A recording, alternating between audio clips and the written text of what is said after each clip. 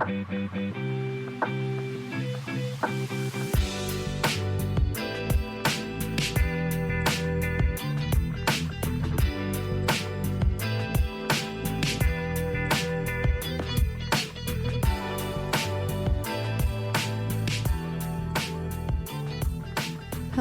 my dear friends, and welcome to Lead to Gold.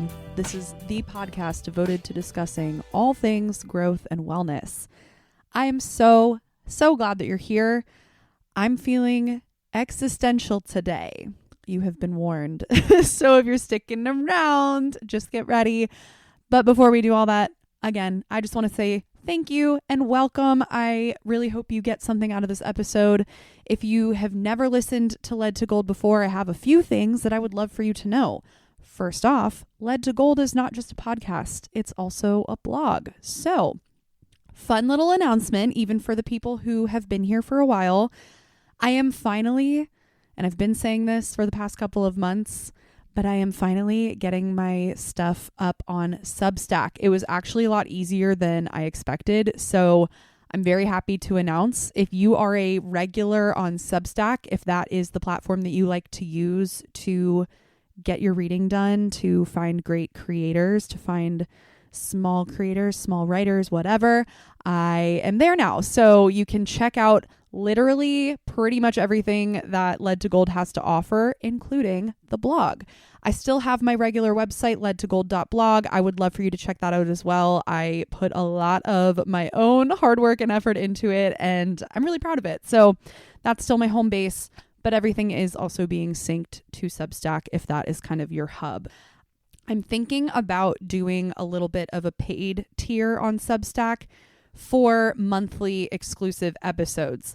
I am a full-time high school English teacher, so unfortunately with that job, there are certain things that are a little bit off limits to like the public eye, some things that I would love to be able to talk about, but I just really don't feel comfortable with the current, career that I have that actually makes me money. So if you would like to support me, that would be a great way to do it. And you will also be getting a monthly bonus episode where we can talk about things that I normally don't really feel like I can talk about here. Right now, I'm really just holding that monthly tier at $5 a month or $50 for the whole year. So that would save you quite a bit of money if you are interested. And that really, really helps me out.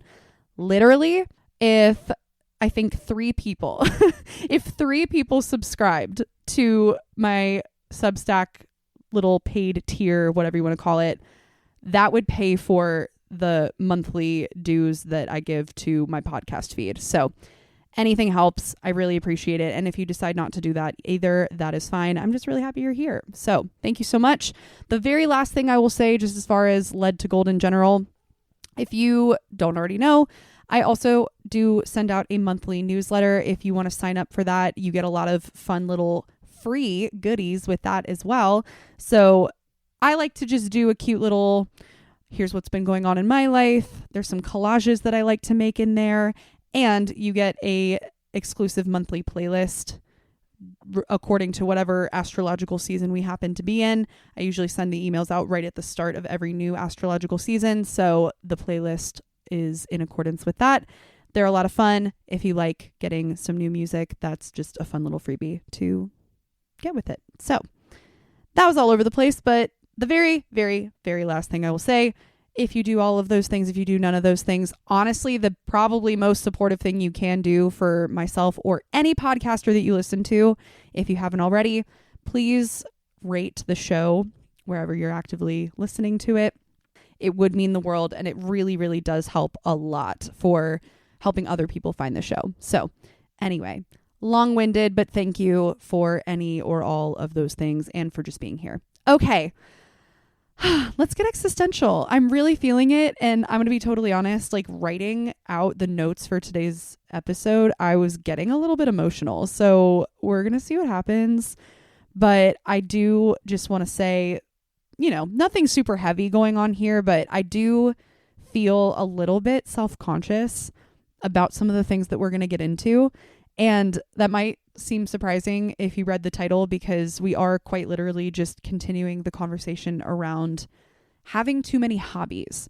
I have this linked in the show notes, but I did an episode about this in season 1 of Led to Gold. So it's been well over 2 years since I published that episode. But in it, I talked a lot about why having a lot of hobbies is the best problem that anybody could ever really have, even though it feels kind of stressful to be juggling a lot of hobbies. Today, I want to just very, very briefly recap some of the things that we talked about in that episode. But before I even do that, I want to acknowledge the fact that pretty much ever since I released that episode, I've felt like it was incomplete. And it's actually one of my less listened to episodes. So I don't know. To me, that kind of says I didn't really quite do the subject justice. I want to get a lot more nuanced in this conversation today than I did on that day. And in general, I just feel like there's a lot more to that side of my life personally, and also just like the conversation for our generation as a whole, as far as having a lot of hobbies / wanting to try a lot of things or do a lot of things with your time and your life. I do really think that I'm speaking to people who are close in age to me, not necessarily 100% of the time, but at least for me in my life and for a lot of people that I know, this really feels like a pinnacle, not issue, but just thing that a lot of my friends are going through, a thing that a lot of people my age that I see on social media are going through. And I want to get very, very honest about how that feels. Something that I feel like I really didn't get to do in the first episode because I was really just trying to keep it like concrete, all that. I don't think it did it justice. So hope you'll stick with me. Maybe this one's a little bit more personal, but I have a feeling somebody out there will relate to it. So if you want to listen to the full episode on I have too many hobbies, that will be episode 44. I have it linked in the show notes. You can go take a listen to that one first if you want the full context. But just very briefly, I want to just run down, like, what were the things that we talked about?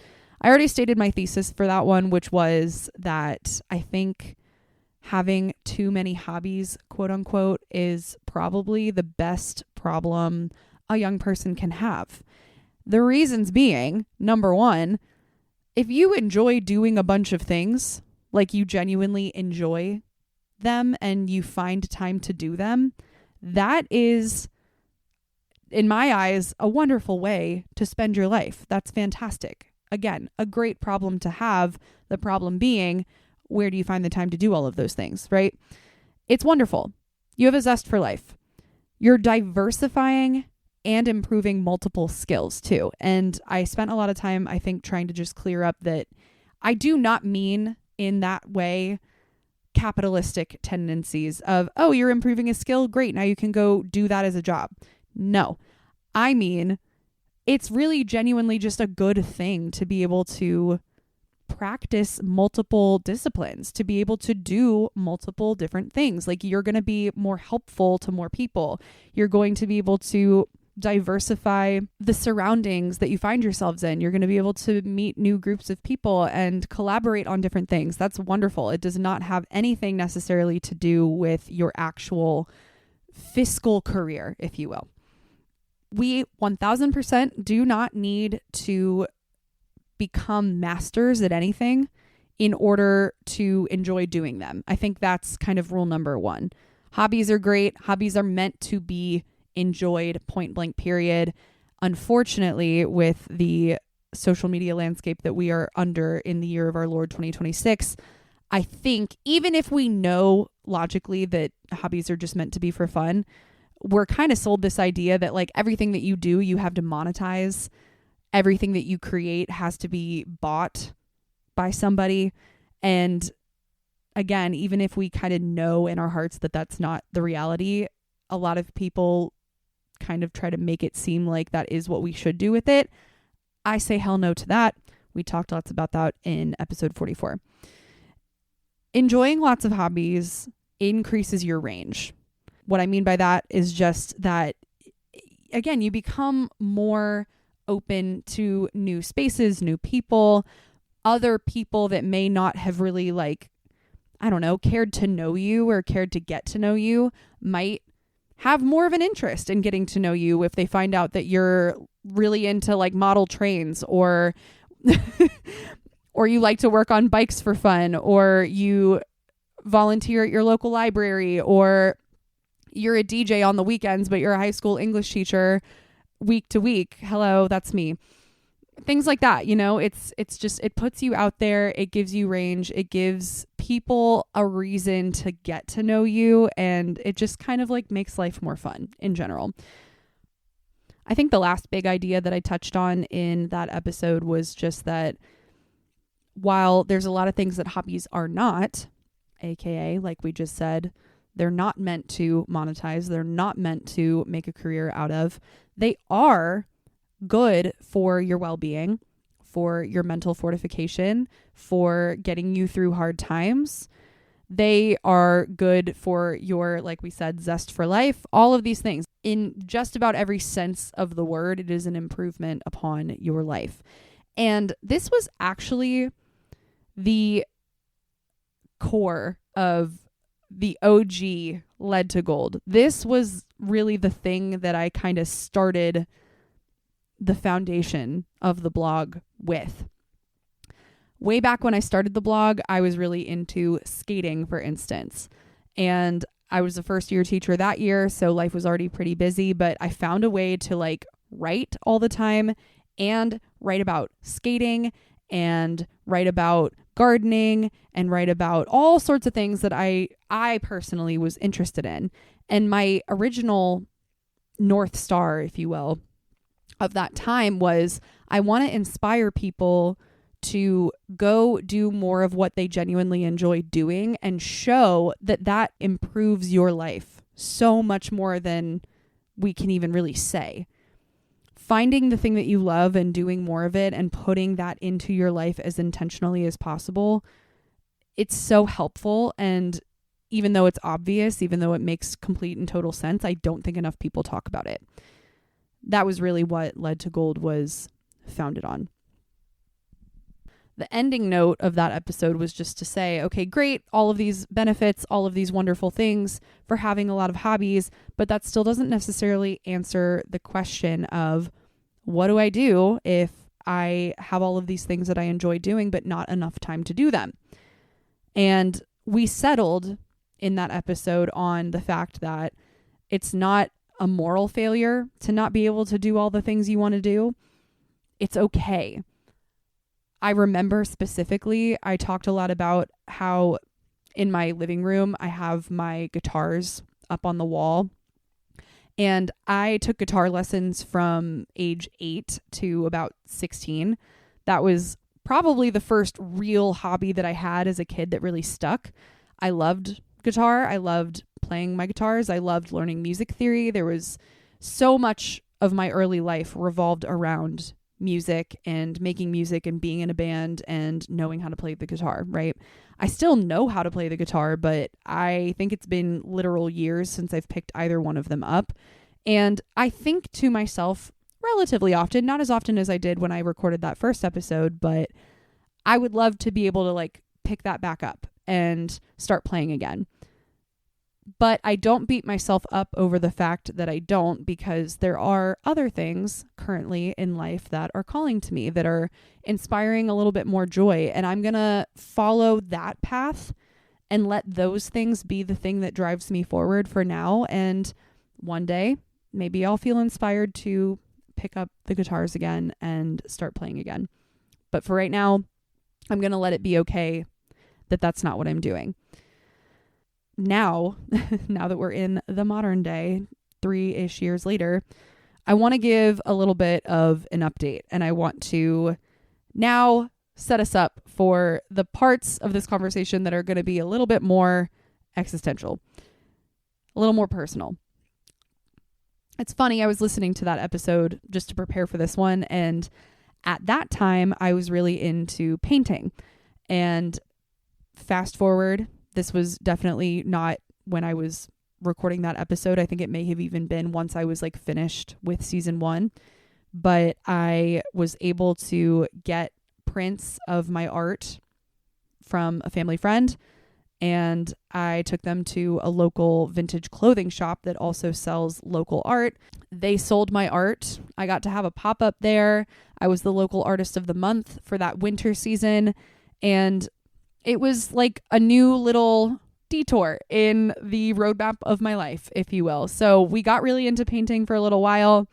I remember the following summer, my sister-in-law really wanted me to do a piece for her, and that's where things got a little bit stagnant because I had full intention of giving it to her for her birthday, which was in early August.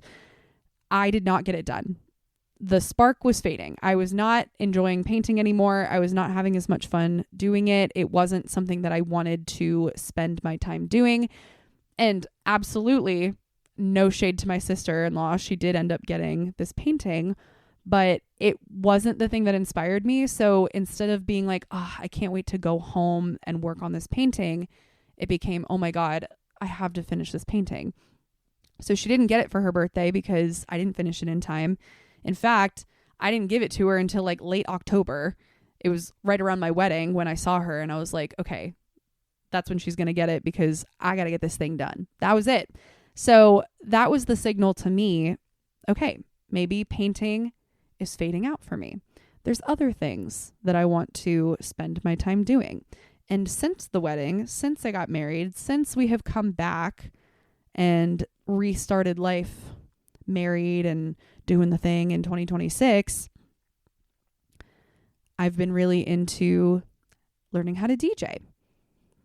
I've been really into wanting to take dance classes. I haven't done that yet, but I'm very motivated every time I see some cool choreography on Instagram. I am trying to write a book right now. If you haven't seen me talk about it on social media, I won't spend a bunch of time talking about it right now, but that's something that's really been taking up a lot of my brain space.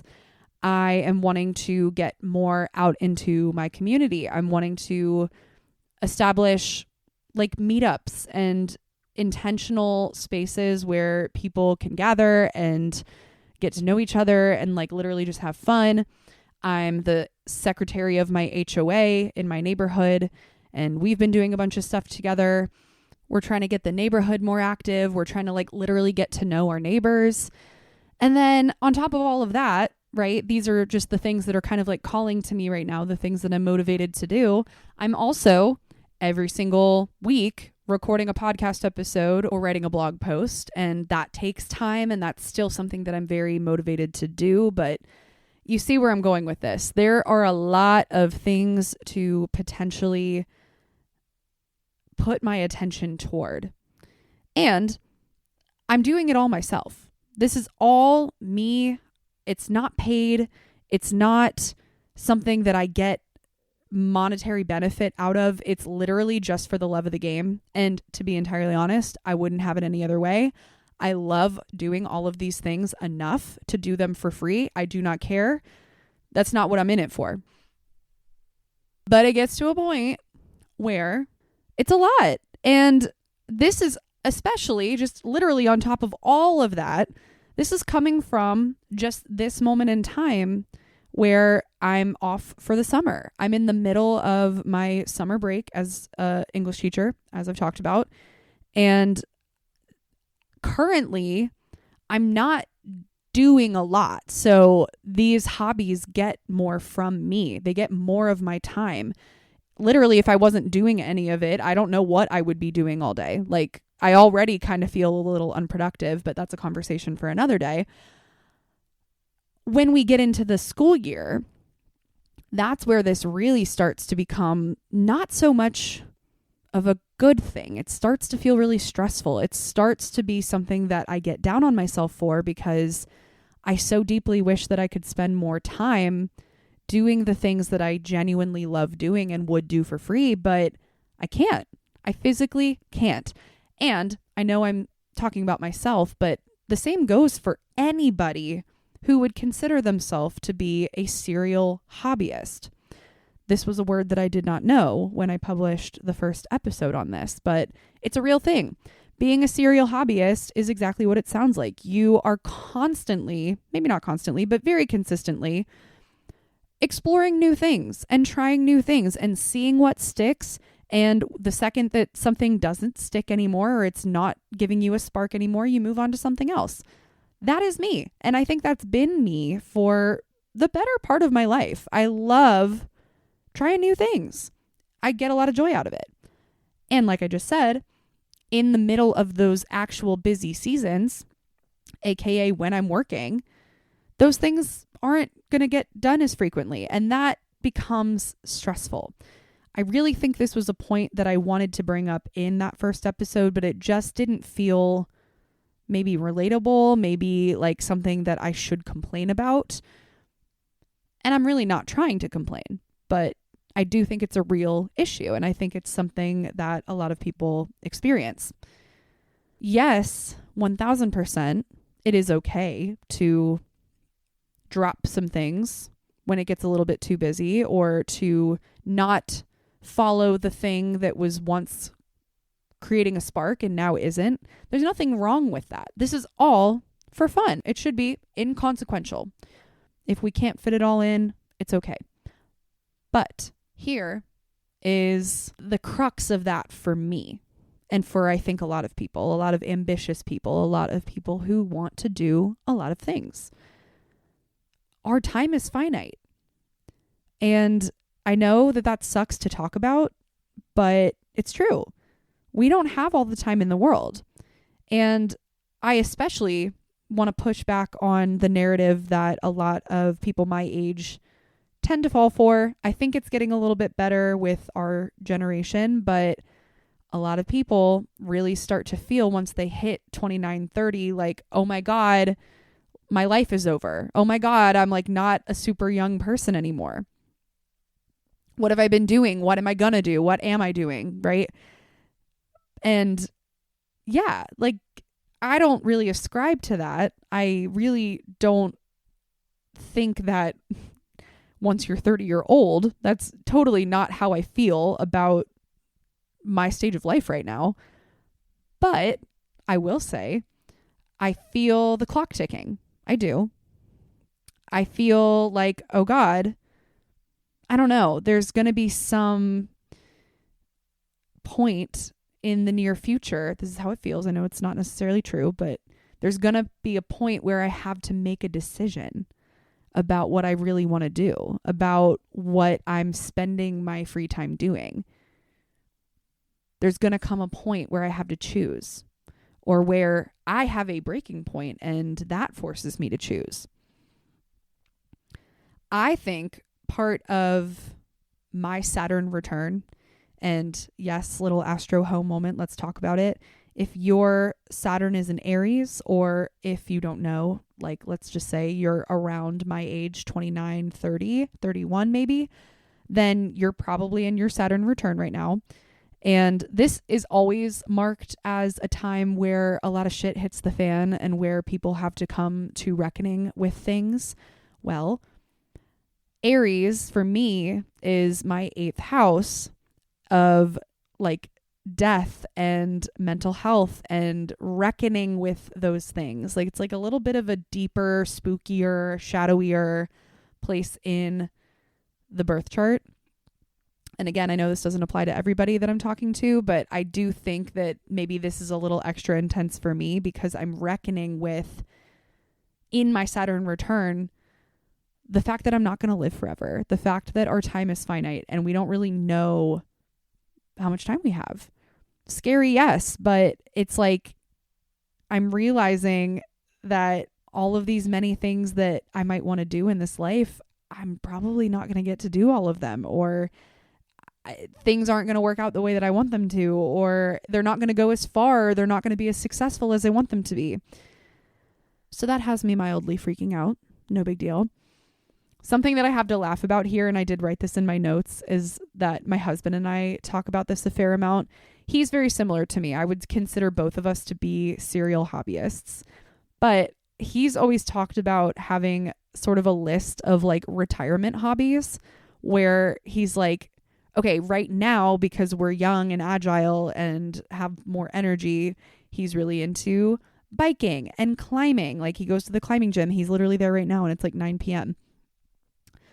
He wants to do the more active things right now because he figures, okay, when I get a little bit older, I won't really be able to do them as much. So when I'm older is when I'm going to save the time for gardening or photography. That's another big one that he does. Like when I get to be a little bit older or into retirement, that's when I'm going to start gardening or bird watching or doing photography, right? I can do that when I'm older because it doesn't require as much physical strength or energy, which I find kind of funny. And I always used to laugh when he would talk about it. But now I'm like, yeah, I kind of get that. Like maybe guitar is my retirement hobby. Maybe that's something I can pick up when I'm like a 70-year-old hippie, right? I know that this is something that everybody comes to reckon with in their own time. And it's not a fun thing to sit and think about. I certainly don't enjoy thinking about my my demise, my death. But one thing I will say to that effect is, and this is also, I think, a core principle of Lead to Gold as a whole, is like, in a way, I actually really love that I feel this way. And I love that I consider my time to be so precious on this one little lonely planet that we get to spend our time on. And it feels really special because I didn't always feel that way. When I was in college and I was going through it, which I've talked about time and time again, I won't necessarily go as far as to say that I didn't want to be alive, but like, yeah, there were certainly times where, you know, that felt like maybe the best option, or that felt like, you know, maybe I don't have much to live for. Maybe I don't want to stick around. Maybe there's a lot more to life that I'm just never going to get. And, you know, the thought of like maybe accidentally being run over didn't seem so bad. Sorry, I know we're going there, you guys, but in general, like that was a time in my life. So I've done a complete 180 where now I'll remind myself, or I'll remember randomly that like one day I'm going to die, and I get so upset. I get so sad. I'm like, wait, but I want to live forever. There's so much I want to do. So to me, that's growth. To me, that is an improvement. I love life. I love being able to be alive. I love waking up every morning. I love the infinite possibility of what could happen in this life. But what I don't love is trying to figure out what to do with it. And even saying that doesn't really quite sum up how I feel. It's just a matter of being so ambitious and being so hungry for all kinds of things, but then having to reckon with the fact that like, okay, other things matter too, right? Hobbies cannot be, and they're not, but they can't be the only thing in life. I think right now, maybe I want that a little too much. Maybe I want more time to do those things than I can physically genuinely have, because other things matter. I know we're no stranger to talking on this podcast about how deeply I feel friendship and how genuinely my friends are probably, even though we're spending a lot of time talking about hobbies, like my friends are the most important thing to me in this life, bar none, period. Like the relationships that I have built with people who were complete strangers to me at some point, that is so important. But sometimes I feel like I neglect them, despite how much I love them. My family is growing. My brother and sister-in-law are going to have a baby in December, and I'm going to be an aunt. And I can't even like believe that I'm saying that out loud. It's so exciting. But, you know, they matter too. And we struggle to find time to see each other already. And that's without the baby. My parents, they're getting older. My grandparents are getting older. You know, it's like all of these connections, they matter. And that matters more than being able to dedicate all of my time to whatever craft I'm currently interested in. I don't think enough people discuss the difficulty in trying to prioritize all of that time. It goes without saying that relationships are important. You know, that's not a new or radical thought. But how much time should you spend dedicating yourself to something that you are tangentially interested in versus seeing the people you love? To me right now, in this stage of life, even if it sounds selfish, that's a hard bargain. That's a hard thing to figure out. Some of you may have heard of the poet Sylvia Plath. And I want to bring her up here because if you are a real Sylvia Plath girly, you probably already know where I'm going with this, or in this conversation, it's probably already popped into your head. But if you don't know her poem, The Fig Tree, I want to read a little bit of it to you because it kind of fits in perfectly with what we're discussing right now. And I love having somebody else's voice in these conversations because it makes me feel a little bit less alone. Now, if you don't know much about Sylvia, she was going through it her whole life. Her death was really tragic. I won't get into it here. You can definitely go look it up. She has a very, very interesting and tragic backstory. But one thing that I just absolutely love about her writing is that despite that, she is so good at describing these difficult emotions that a lot of people just never really seem to verbalize or come to. And the fig tree is one of those. So I'm going to read you a little bit of it. I saw my life branching out before me like the green fig tree in the story. From the tip of every branch, like a fat purple fig, a wonderful future beckoned and winked. One fig was a husband and a happy home and children, and another fig was a famous poet, and another fig was a brilliant professor, and another fig was Iggy, the amazing editor, and another fig was Europe and Africa and South America, and another fig was Constantine and Socrates and Attila, and a pack of other lovers with queer names and offbeat professions. And another fig was an Olympic lady crew champion. And beyond and above these figs were many more figs I couldn't quite make out. I saw myself sitting in the crotch of this fig tree, starving to death just because I couldn't make up my mind which of the figs I would choose. I wanted each and every one of them, but choosing one meant losing all the rest. And as I sat there, unable to decide, the figs began to wrinkle and go black, and one by one they plopped to the ground at my feet. Many parts of this poem line up perfectly with what we've been talking about, and other parts don't. I want to talk about both, but the main thing that I just want to point out, obviously, if you get a little bit of metaphor as I read that, is that the figs are all of the potential opportunities, are all of the infinite futures that a person could have depending on the choices that they make. And any and all of them are available, but we can't eat all of them.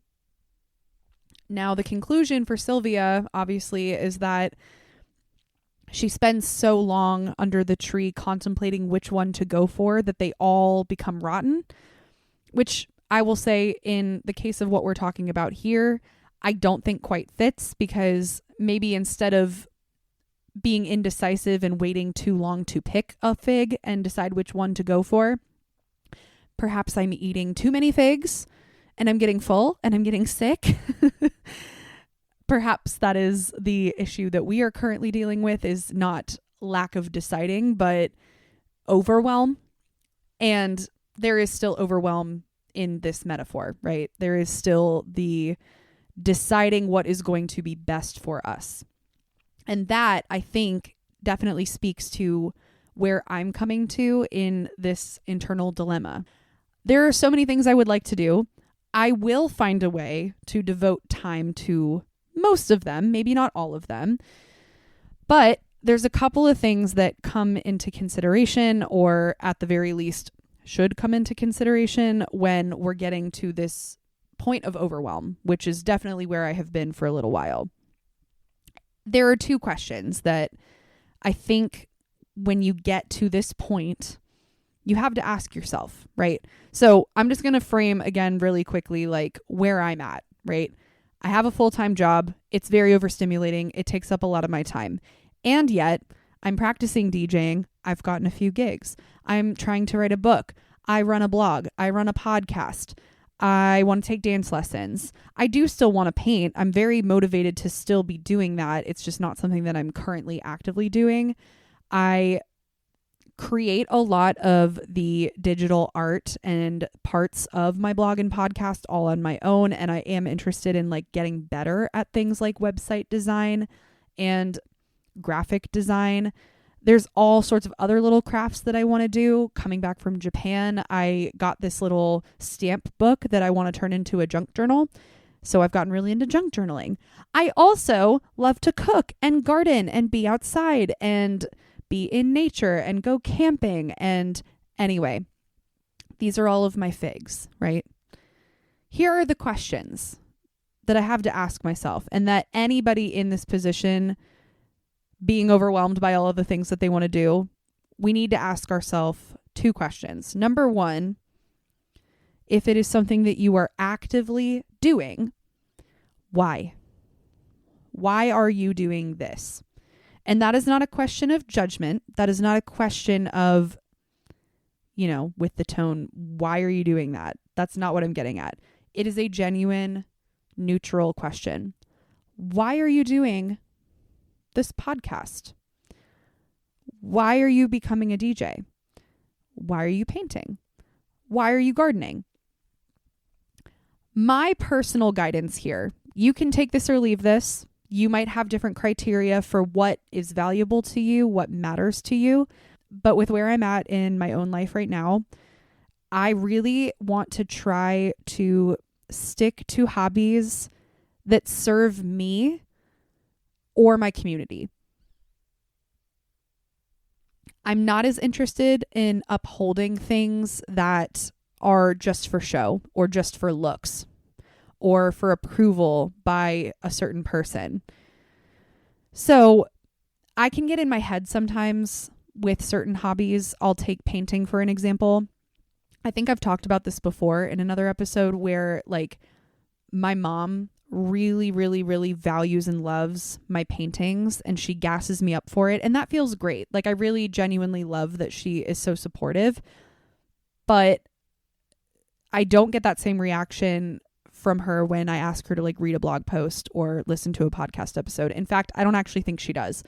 So that to me though is like, if I were to try to keep painting right now, even though I'm not necessarily called to doing it, that is for approval. That is for my mom's approval of something that I know that she enjoys that I do.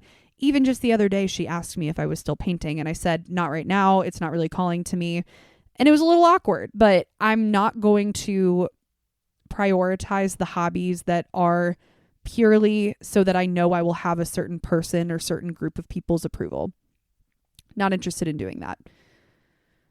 So I look on the things that I'm genuinely interested in right now, and I'm like, are any of these things that I am doing purely for other people's approval?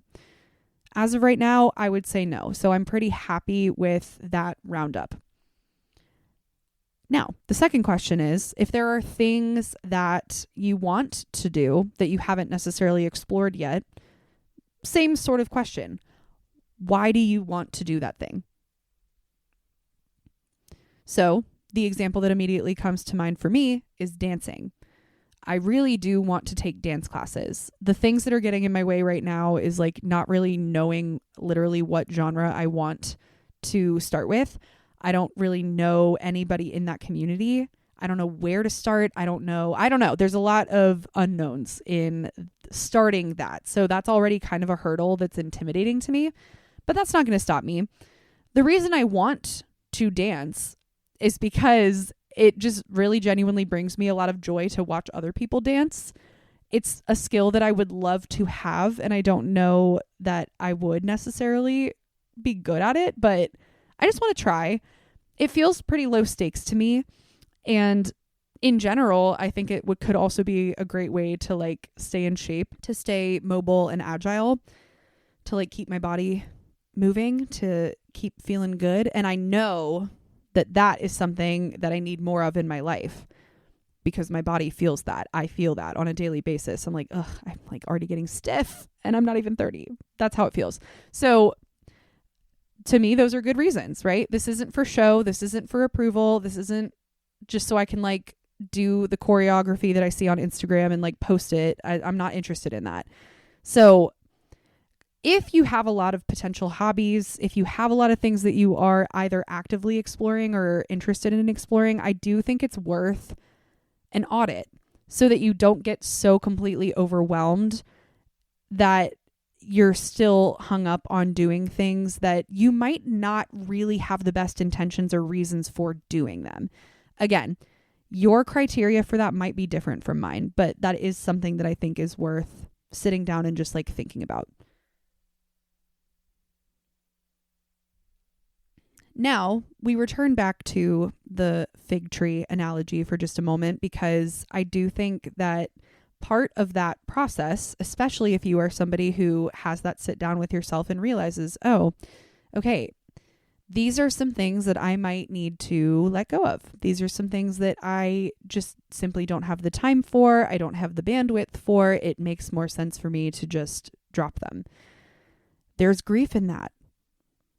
And even if you haven't experienced that before, or you don't really believe me when I say that, I really challenge you to like sit with the grief, to experience the grief, because it's real. And especially if you consider yourself to be a serial hobbyist, it feels like a death. It does. It feels like, here's again the fig tree analogy. Whereas in that example, how she's writing the character is experiencing all of these rotting figs falling to the ground because she didn't make a choice, because she waited too long. That's her fear. I think the fear that we could discuss here is like, you take some of them, right? You're picking the ones that you want to pick, but you're still going to have waste. You're still going to have figs that you don't get to, and they're still going to go rotten. It's going to feel like a missed opportunity. It's going to feel like a death. And that sucks. And that is absolutely worth grieving, because there are so many infinite possibilities for you as an individual.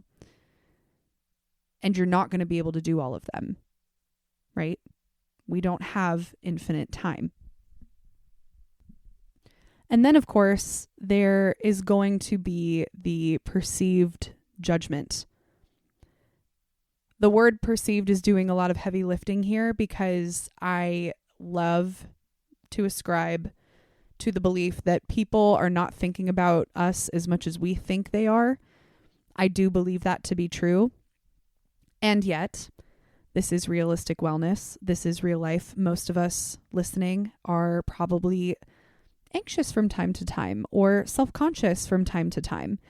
And I have to be really, really real with you when I say every single time that I post anything, even on Led to Gold itself, but especially on like my personal account where I promote the things that I do from time to time, immediately I feel so judged. Nobody has ever said anything nasty to me, ever.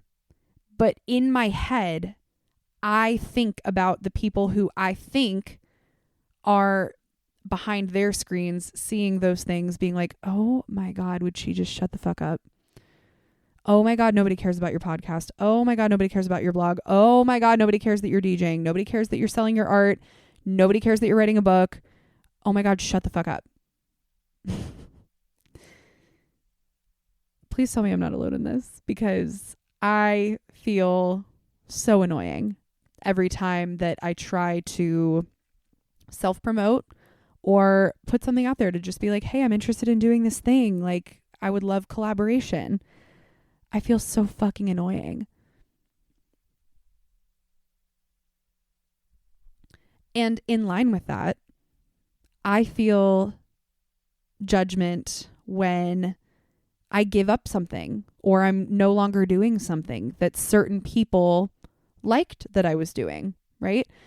Again, that's like with my mom, that example of painting. If I'm not actively showing that I'm doing a bunch of painting, then I do get questions from her or from, anybody that's like, hey, are you still, oh, you're not? Oh, why not? Oh, what changed? Again, I know it's harmless.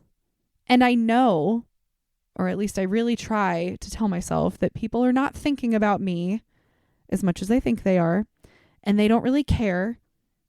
I believe that to be true. But it still doesn't 100% take away the perceived judgment. To you, my friend, who may be experiencing that same situation, that same sensation, I say to you, please, please, please, please, err on the side of believing and just tell yourself as much as you have to tell yourself that nobody fucking cares what you're doing in a good way. Nobody gives a single fuck what you're doing. Complimentary.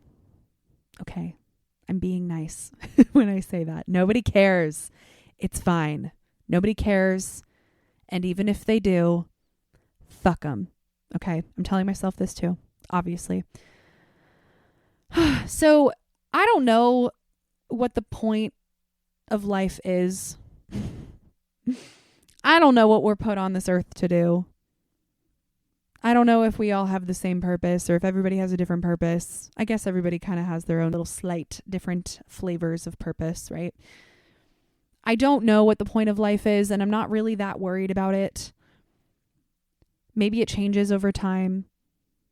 Maybe the point of life for me 20 years from now is going to be something entirely different. Maybe one day a switch will flip and I will decide that I don't care about podcasting anymore, or I don't care about being a DJ anymore. I don't care about XYZ. And instead, I want to have 5 kids. I really don't think that's ever going to happen for me, but like maybe, I don't know. And that's the whole point. I don't need to know.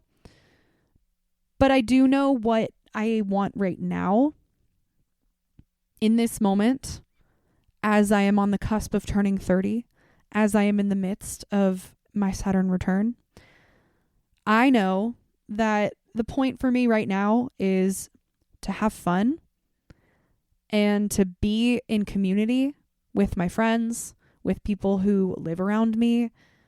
I want to gather and I want to have fun and I want to feel good in a way where like people are genuinely being helped. And to not be scared of putting myself out there with all the things that I do and want to do. And you know what? Even though I really did just sit here and confess to you all that I still definitely get self-conscious, if I were to look back in my final days and remember, like, hey, that was the thing that I wanted at 30, I'm going to say I'm doing a pretty damn good job. Okay? I'm doing a good job. Because even though I am self-conscious, even though I feel judged, I do that shit anyway and I don't care. I'm going to put it out there. I'm going to let people perceive it however they want to perceive it. Maybe they're not even perceiving it, and that's fine. I'm having fun. I'm building community. I am putting myself out there. And those are all genuinely the things that I want to be doing right now, point blank period. So I say to you, even though I know I talked a lot about myself in this episode, sit with the goals that you have in mind for yourself. Big picture, okay? Not like I want to become a DJ. Like I want to have fun. That's a big life goal right now. That's a big point of inspiration right now. What can I do that's going to be fun? What can I do that's going to make me feel good? What can I do that's going to put me in community? Whatever your big goals are or your big North Stars are, just make sure that the things that you're filling up your time with are aligning with that. And that, I think, is how to solve the puzzle of being a serial hobbyist. Step back, have a conversation with yourself about the bigger picture, the more general, the more broad things that you really, really want right now, the things you want to feel. And then ask, do your hobbies align with that? Do the things that you spend your time doing align with that? And if yes, even partially, you're doing a pretty damn good job. Okay? I just need you to know that. You're doing a good job. Even if it's not the way that your life is right in this moment, see what you can do about just very slightly adjusting and seeing how you can fit some things in that would better align with your bigger goals. You'll get there. All right. I hope that you found something of yourself in this conversation. I hope I'm not the only one who feels this way, because a lot of that was maybe a little embarrassing. But we're going to finish today's episode with our game of We're Not Really Strangers. And we're using the forgiveness edition today because I feel like that's a little bit more in line with the conversation that we just had. So I'm going to grab my cards. I'm going to pull one.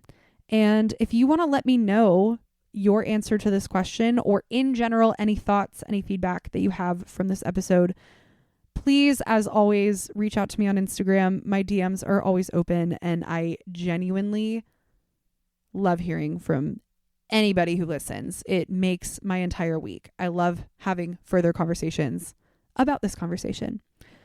Okay, without further ado, here's our card. Okay. What did you beat yourself up over when you were younger that you can have more empathy for now?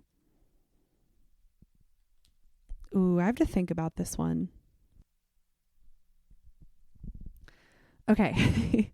This is the first thing that's coming to mind for me, and it's kind of silly, but I do think that it's true, and I can see meeting a young person like me who would probably also like struggle with this. Okay, let me explain. So when I was really, really young, like in kindergarten and before, I had really bad hearing. I don't really remember the specifics of why, but one of my ears was just like really plugged up or something was wrong. I had really, really bad hearing.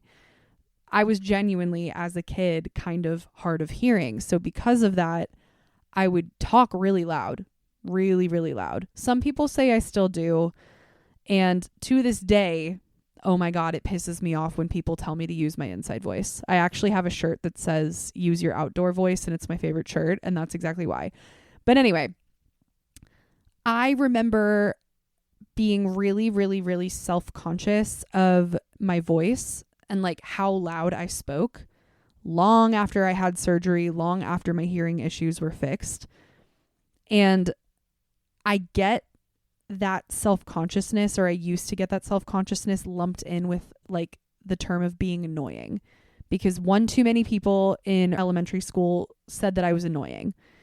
So I took it to heart, and I literally used to have this visual in my head that people were lying to me about my voice being a normal volume. And this is hard to explain, but I'm going to do my best to explain like the visual. Okay. I literally convinced myself that before I would show up to a space, there would be signs up about a girl who was hard of hearing, or like reminders to just act normal whenever Ren talks, because she's really fucking loud and really annoying. So just do your best to pretend like she's not super loud and annoying. And so I would like walk around with this fear that people just like secretly hated me or thought I was really loud and annoying, and like nobody told me long after. So I know that that's like really sad. But it's true. And I don't think I really got over that until I was like well into my teenage years. And it's still like, ugh, like nails on a chalkboard when people tell me to use my inside voice, because it just makes me think of that. It makes me think that like people have been lying to me this whole time and I'm super secretly loud and annoying. Anyway, I can have a lot more empathy for that now because I work with young people, and every time I have to like talk to a girl specifically, any of my students who are girls who are unaware of how loud they're speaking about something, I have to kind of giggle and like give them obviously a lot of grace, where I'm just like, I don't think you realize how loud you're being. Like, it's okay, but like everybody can hear you. So I try to be really nice about it, and I definitely have a lot of empathy for it, because I will literally be like, girl, I was the same way. It's all good. So yeah, that's mine. What about you? What did you beat yourself up over as a young person, as a younger person, that now you have more empathy for? You can forgive yourself. I forgive myself for being loud and annoying, and I own it now. That's all. Okay. This was a fun one. I hope you enjoyed. I hope you got something out of it. And if you did, I would really love it if you would share it with a friend, or at the very least, just like let me know what you thought. Let's continue the conversation, and I will see you guys on the blog this coming Monday. And I will see you here again in 2 more weeks with another episode. So until then, take care of yourself. I love you so much. We'll talk soon. Bye.